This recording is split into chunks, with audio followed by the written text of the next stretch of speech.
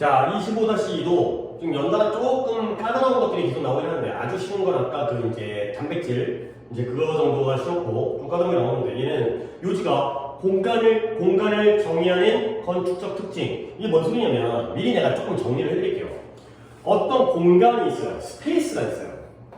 근데 그 스페이스가 어떤 장소가 되기 위해서는 하나의 장소. 공간이 장소 아니에요? 좀 달라요. 예를 들어서 지금 내가 이제 영상을 찍고 있는 이 공간이 그냥 네모 파트탄 방이잖아. 근데 여기에 칠판을 달고 그 다음에 뭐 빔 프로젝터를 설치하고 조명을 달고 책상을 놓고 그러면서 교실이 됐죠. 이 네모난 공간이 교실이라는 장소가 되는 거예요. 오케이? 그냥 네모난 거는 이거 갖다가 얘가 여기서 잠을 잘 수도 있고 밥을 먹는 식당이 될 수도 있잖아. 근데 여러 가지 칠판과 책상과 이런 건축적이긴 하지만 이런 요소들이 들어가면서 하나의 의미를 갖는 장소가 되는 거죠. 근데 이 공간이 장소가 되기 위해서는 뭐가 필요하냐면 내가 방금 얘기했던 이러한 책상과 칠판과 같은 건축적 특징이 여기에 포함되어져요. 그냥 네모난 공간이면 이게 교실인지 식당인지 집이 방인지 어떻게 알아? 그러니까 이 건축적인 특징이 여기에 가미되어지면 하나의 목적과 의미를 갖는 장소가 된다. 그랬어요. 그리고 그 예시가 세 가지 예시가 나오는데 다 똑같아요. 그러니까 예시인데 이 건축적 특징이 여기에 예시로서 타원형이 나와요. 타원형의 건축적인 특징을 갖게 돼서 그 방이 뭐가 되냐면 어떤 민주적인 의미를 갖는 장소로 변해요. 그래서 여기 예시에는 가볼게요. 건축적 공간이에요. 아직까지 이 공간이 memorable, 기억에 남아지게 되는 거예요. unforgettable, 잊을 수 없게 되는 거예요. 근데 무조건 이 건축적인 공간이 잊을 수 없는 게 되는 게, 이 기억에 남는 게 되는 게 아니라 뭘 통해서 이러한 건축적인 특징, characteristic을 통해서 근데 어떠한 그 공간을 얘가 스페이스지요. 이 공간을 규정하고 정의하는 건축적 특징을 통해서 기억에 남게 된다는 거예요. 우리가 우리 강의실을 기억할 필요는 없긴 하지만 예를 들어서 뭔가 그런 관광 명소 있잖아요. 뭐 유럽의 어떤 성당이라든가 아니면 우리나라의 어떤 경복궁의 고궁이라든가 경복궁도 하나의 공간이잖아. 근데 우리 기억 속에 남을 수 있는 이유는 그 경복궁이라는 공간을 규정해주는 건축적인 특징, 조선의 건축 양식, 그 다음에 뭐 처마에 뭐가 달려있고, 그 다음에 단청인가? 색깔 초록색, 빨간색 이런 것들의 건축적인 특징들을 통해서 우리 머릿속에 남게 된다는 거야. 그러면 어떤 특징들이 있냐면 이런 특징들, characteristic, quality 다 특징이에요. 어떤 특징이냐? 특징의 예시가 크기, 적절성, 사람들에 대한 appropriateness, 적절성. 이 사람들에게 얼만큼 적절하냐. 그 다음에 aesthetic, 미학, 얼만큼 아름다우냐. 그 다음에 시각적 영향, 이런 것들이 다 특징이에요. 이 건물이 얼마나 커, 사용한 사람에게 얼마나 어울리고 적절해, 얼마나 이뻐, 얼마나 시각적으로 임팩트가 있어, 색깔이 화려해, 이런 것들이 이런 많은 요소들 중에 하나가 되는 거죠.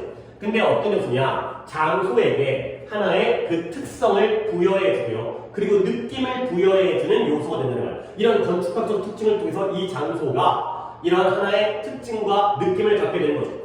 그리고 이 공간의 목적이 그 공간을, 있으면 또 스페이스죠. 그 공간을 하나의 장소로 만들어준다. 이 공간의 목적, 이 네모칸의 목적은 수업이죠. 그러면 여기가 교실이라는 장소가 된다는 거야. 이런 건축학적인 특징을 통해서. 자, 그 다음부터 예시가 나오는데 하필 모든 예시들이 싹 다 타원형을 품고 있어요. 그래서 이제 뭔가 타원형의 건축적인 특징이 되면 어떤 의미 있는 장소가 되느냐. 자, 가볼게요. 세 번의 예시인데 백악관이죠. 더 화이트하우스는 미국에 있는 워싱턴 DC에 있는 백악관에 오벌 오피스가 있나봐요. 근데 이제 고유명사이라는데 원래 오벌이라는 단어 자체가 계속 나오니까 타원형 또는 타원형의라는 뜻이에요. 명사로 쓰기도 하고 형사로 쓰기도 하고요. 혹시 내용으로 영어 보기에 내용 문제가 나오게 되면 ellipse라는 단어를 알아주시면 되겠어요. 얘도 타원이라는 같은 뜻이 되겠어요. 이렇게 어휘를 바꿔서 근데 뭐 가능성이 높지는 않거든요. 그냥 요 단어 물어보고 싶어서 내는 문제이기 때문에 좀 아까운 문제니까 이 지문에 비해서는 아까운 문제이기 때문에 어쨌든 백악관에 타원 건물 그 사무실이 있는데 오벌 오피스가 좋은 사례예요. 근데 무엇을 하냐면 장소는 장소인데 엄청난 역사적인 중요성을 가지고 있는, 그러니까 별거 아닌 방이었는데 이거 갖다가 타원형으로 만들다 보니까 엄청난 역사적 중요성이라는 그 의미를 갖게 된 거예요. 그래서 이 독특한 타원의 모양, 이 화려한 공간, 이 화려한 방이 독특한 타원형의 모양이다 봐요. 근데 이것이 그 방을 어떻게 만든다? memorable, 기억에 남을 수 있는 하나의 장소로 만들어주고요. 그리고 그 공간에게, 그 스페이스에게 특별한 중요성을 갖다가 부여해 준다는 거예요. 의미가 생긴다는 거죠. 근데 원하지 않은 채 without being ostentatious. ostentatious는 허세를 부리는, 잘난 척하는, 약간 이게 던지르르 이런 거거든요. 근데 여기서의 뜻은 뭐 이제 독해를 따라가야 되니까 내신이기 때문에 굉장히 사치스러운, 아주 화려하고 허세를 부린다는 게 화려한 거잖아요. 사치스러운, 굉장히 사치스럽지도 않은 채로서 중요한 의미를 부여하는 거예요. 모양만 타원형으로 만들었을 뿐인데 돈을 쳐드리지 않았는데도 굉장히 스페셜한 임포턴스를 얻게 되죠. 이게 바로 첫 번째 사례가 되겠어요. 타원형이라는 건축적인 특징 가지고 사치스럽지도 않은데 뭔가 중요해졌구나, 중요한 의미를 갖게 되구나. 자, 그 다음에 incidentally는 부수적으로, 추가적으로, 그냥 게다가의 뜻이에요. 더욱이 게다가 추가적으로 뭘 추가하냐면 두 번째 사례입니다. 조지 워싱턴의 미국의 일대 대통령이 마운틴 버넌이 어딘지 모르겠어요. 마운틴 버넌에 있는 두 개의 방을 어떻게 만들었냐면 역시 건축학적인 특징을 가미했겠죠. altered, 변경되어지겠어요. 근데 뭐하더라? include, to include, bound and 끝이 굽어져 있는 이 공간이, 네모난 공간이 있고, 네모난 데까지 난 모르겠지만 이 공간을 끝을, 양쪽 끝을, 여기 end를 이걸 bound, 구부러지게 만든 거예요.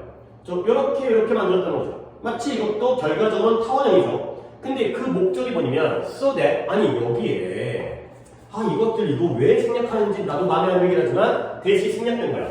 양쪽 끝을 구부러지는 공간의 끝, 구부러진 끝을 포함하도록 변경시킨 목적이 뭐냐면 그가, 워싱턴이 손님들을 맞이하기 위해서, 근데 뭐 하는 동안 in the middle, 가운데에 서 있는 동안, 근데 어떻게 그 손님들이 그들을 둘러쌌을 때 그 손님들 다 대통령이니까 여러 사람이 자기를 찾아올 거 아니야. 그랬을 때 이 공간이 네모 반듯반듯하는 한쪽에 구석탱이에 처박힌 사람이 있을 거 아니야. 근데 그렇게 하지 않고 여러 손님들이 자기를 둘러쌌을 때 동그랗게, 그랬을 때 그들을 다 둘러보면서 인사를 하기 위해서 이런 식으로 이렇게 변경되도록 시켰다는 거죠. 결과적으로는 타원형이에요. 이것도 두 번째 예시가 여기부터 2번이라고 했어요. 그 다음에 세 번째 예시, 그냥 3번 할까요? 토마스 제퍼슨이 2대인가 3대인가 대통령이에도 이 토마스 제퍼슨이 두 개의 또 타원이 또 나오죠. 오벌 미팅룸, 타원형의 이러한 회의 공간을 만든 거예요. 근데 여기에 이 로툰다가 또 어딘지 모르겠는데 버지니아 대학교에 있는 로툰다라는 그 건물에다가 1층에다가 두 개의 회의실을 만든 거예요. 근데 그것도 타원형이에요. 그래, 계속 타원. 첫 번째 예시에서 오벌 나왔고, 세 번째 예시에서 오벌 나왔고, 두 번째 예시에서는 오벌이라는 명시적인 표현은 안 나왔지만, 대충 타원이잖아. 양쪽 끝이 구부러져 있으니까요. 그러면, 타원이 계속 나오는 이유가 뭐냐? 타원이라는 건축적인 특징이 어떤 의미를 부여하냐면, 타원의 방들에 뭐라고 열어주냐면, 뭐 별것도 아닌 것 같아 되게 의미 부여하죠. 타원이면 디모크라틱, 민주적인 것으로 열어진다는 거야. 타원이 왜 민주적인 거야? Because 그 이유는 no one could be placed at the more and a more important position. 어느 누구도 더 중요한 위치에 자리되어질 수가 없기 때문에 타원이라는 건 좀 더 한 명만 주인공이 아니라 조지호 씨도 주인공인 것 같은데 이게 아니고 여기 그림이가 타원형이라는 건 어느 누구도 중심이 아니라는 거죠. 타원의 정의가 중심이 두 개 아니에요. 중심이 두 개로부터 떨어져 있는 같은 거리를 가진 점들의 집합. 어쨌든 어디도 중심이 아니야. 여기도 중심이, 여기도 중심이, 그러니까 뭔가 민주적이라는 거죠. 어느 누구도 주인공이 되지 않는, 독재자가 되지 않는.